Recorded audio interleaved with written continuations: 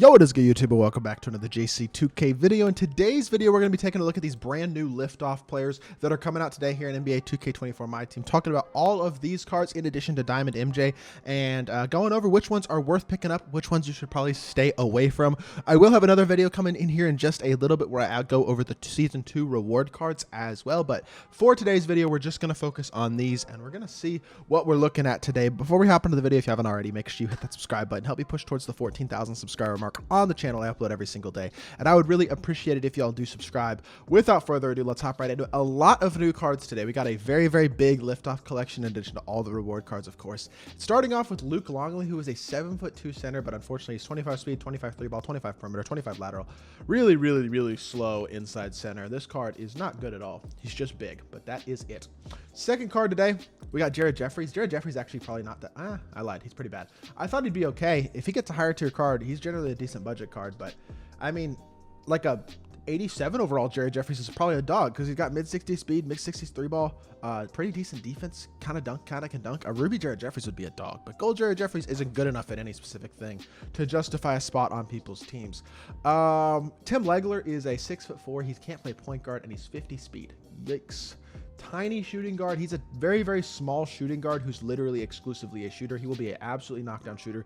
This is a great offline card. Outside of that, he's not good at all. But in terms of like offline agendas to complete threes, a gold who can shoot this well with this type of a release is going to be an absolute dog in offline. But online, that card's not good. Fred Hoiberg, also 6'5", 6'7" wingspan. Another very mediocre shooting guard. Undersized, good shooter with a high 3 ball who doesn't do anything else on the court very well. Very similar, honestly, to that other card that we just looked at, which was named Tim Legler.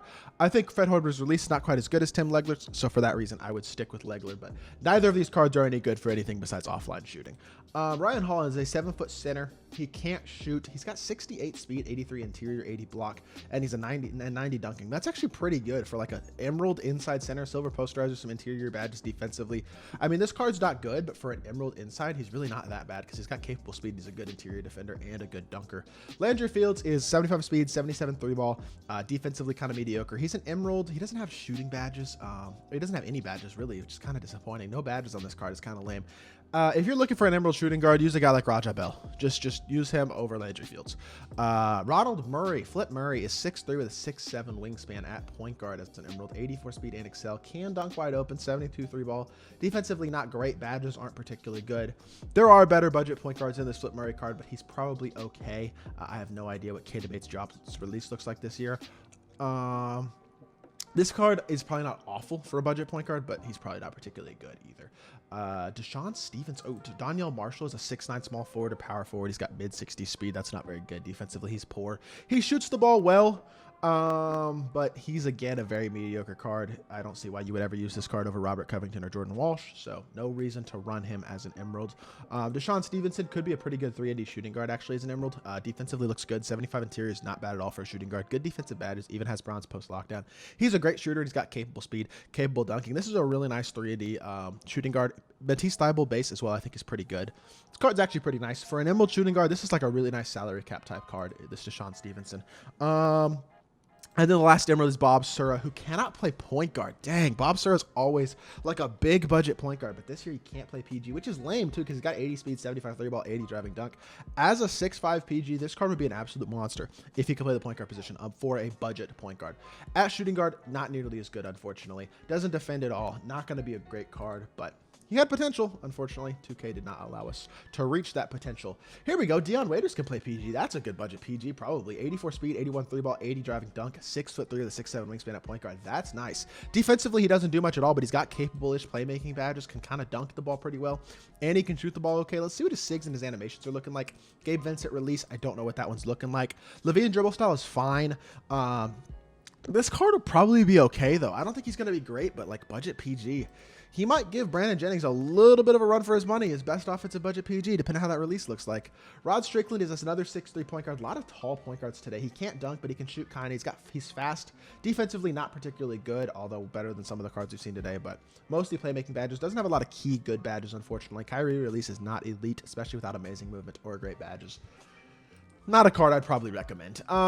Aaron Aflalo is a 6'5 shooting guard with an 80 speed, 83 3 ball. Can shoot kind of defensively, not horrific, but not good.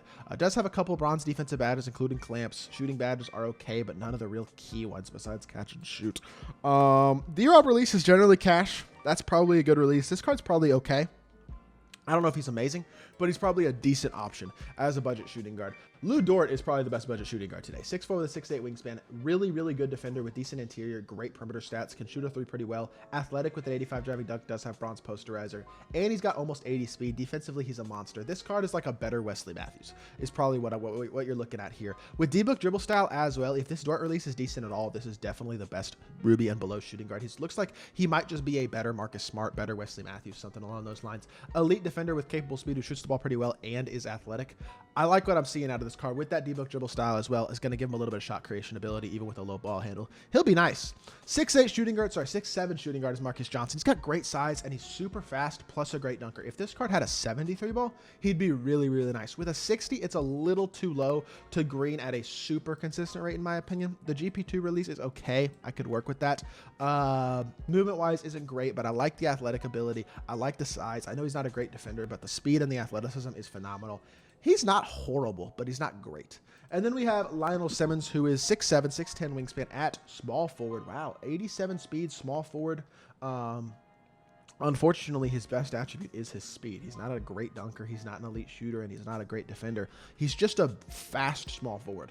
But Rudy Gay base is nice. I will say that. This card's okay because he's got decent size, and he's fast. He's got a good release.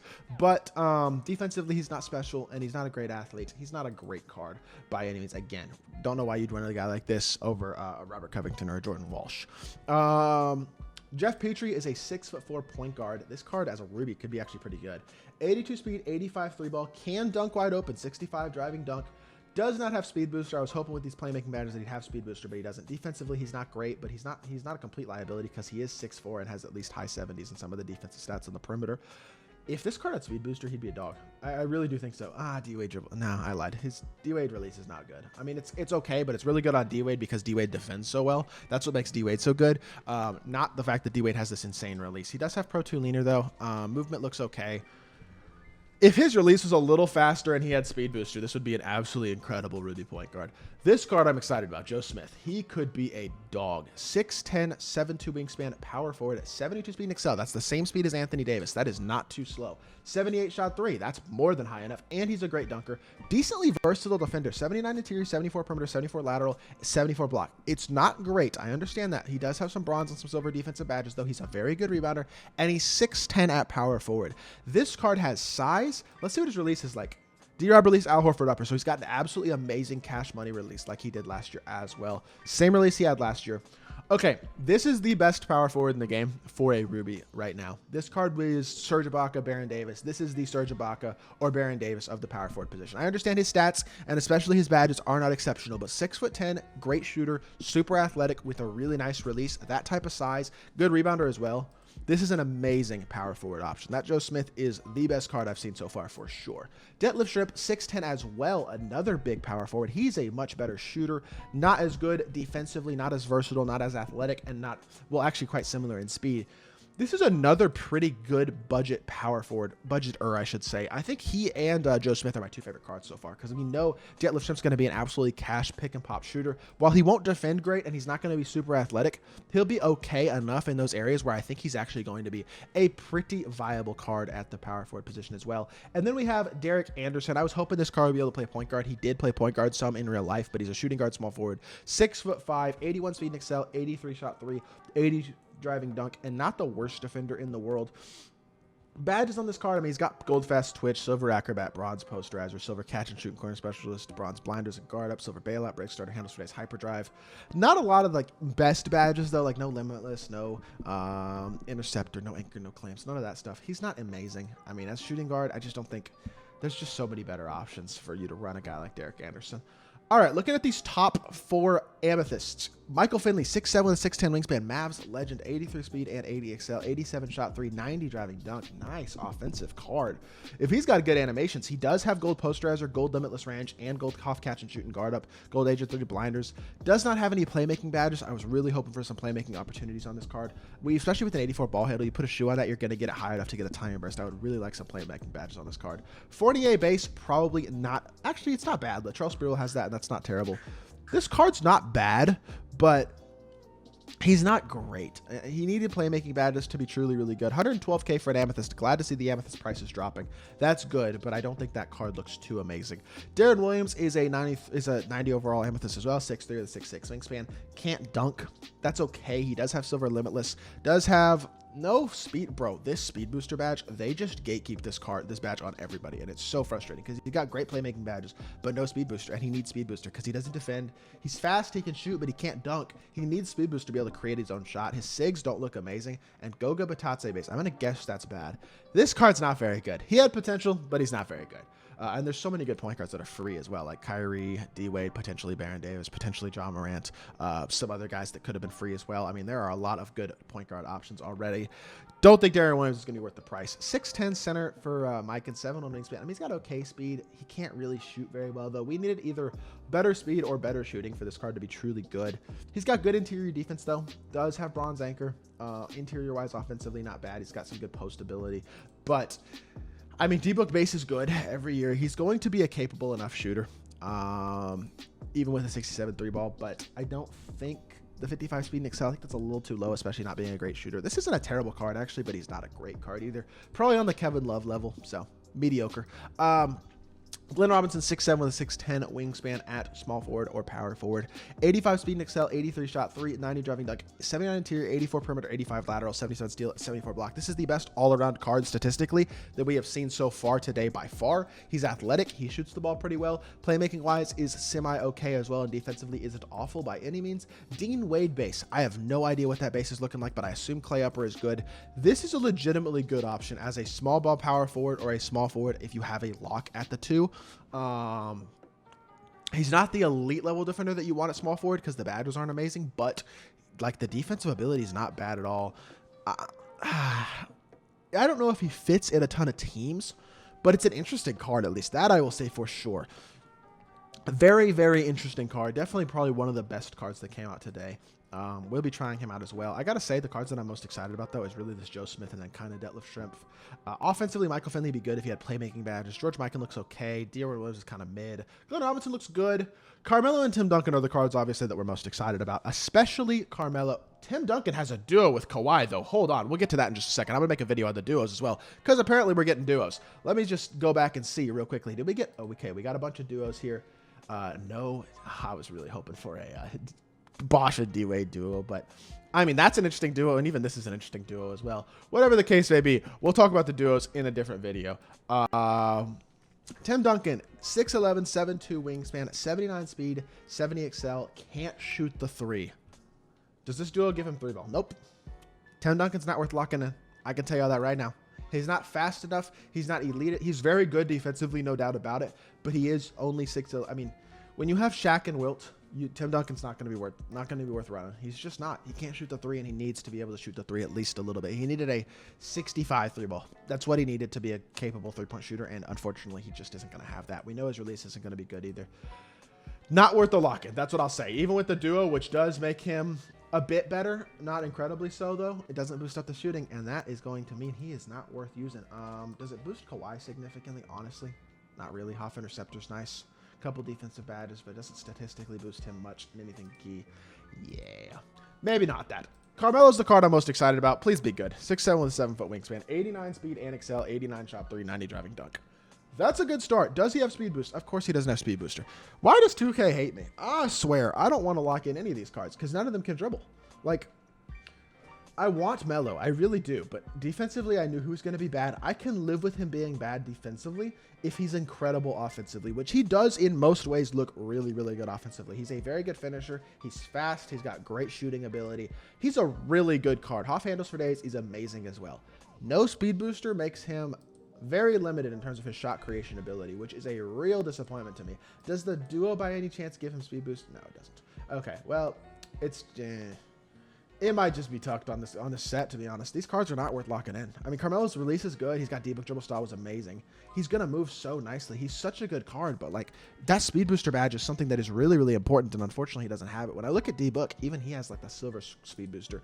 That's such an important badge for shot creation, and I just don't think it's going to limit Carmelo not being able to have it. That really disappoints me that these cards are the way that they are. With that being said, let's look at MJ as well. He's not in this set, but he is buyable as well. 273,000 MT. If that is accurate, I don't know how I feel about that price, but I don't totally hate it, especially since you get 50k MT back if you buy the card in the first weekend. Now, when you look at this MJ card, 6'6", 6'11 wingspan, obviously we know MJ, 95 speed is absurd. He's the fastest card in the game. 76 shot 3 is high enough. I'm fine with that. 95 driving dunk is obviously incredible. He's an incredible slasher, and defensively, he's the best defensive wing in the game, or guard, I should say, in the game as well. 85 interior, 94 perimeter, 94 lateral quickness, 88 steal. He is an absolutely incredible card, and he does have speed booster as well, which is a huge badge. Does have silver handles for days. Doesn't get every badge upgradable, but when you look at the badges he's missing, it's really just Agent 3 and Limitless Range, and outside of that, he is incredibly complete and incredibly good. Shooting wise, looks okay as well, to be honest. I think he's going to be a capable enough three-point shooter. He's going to be an absolutely elite perimeter defender. Very good on the interior for a guard as well. And playmaking wise, looks really solid as well. Hoff blow by, gold bailout, break starter, mismatch, quick first step, silver handles for days, and hyperdrive. He's not going to probably be your primary shot creator, but I know his SIGs, Kemba Escape is amazing. MJ dribble style, obviously, is still one of the best. His movement looks really good. And then you look at the release, and it's on normal, which does disappoint me. I was really hoping they'd give us MJ on quick. He's looking like legitimately really, really good. We'll have to see how that release is looking this year, because last year it wasn't amazing, but he looks like for sure the best shooting guard in the game right now. When you compare him to Brandon Roy, B-Roy does get every badge. That's one small thing, and B-Roy does have some statistical boosts in some areas, but like he's a better shooter with a better release, I will say that. But outside of that, outside of the shooting and the release, I think MJ is better than Brandon Roy in every other area, which means he is probably the best shooting guard in the game, especially if you don't need him to be your primary ball handler. If you can put him in the corner offensively and run him next to a Steph, which somebody like me can't because I have Steph, MJ is going to be absolutely exceptional, and this is probably the one card that I will be picking up today. I don't think I'm going to lock in for Carmelo. As good as he is going to be, these sets just are not that good. They're just simply not, which is kind of a disappointment. I'm not that impressed by today's content, so it is what it is. I'm obviously going to do another video here in just a little bit on the reward cards, but yeah, I'll be back with more 2K content very, very soon. I appreciate y'all. Peace.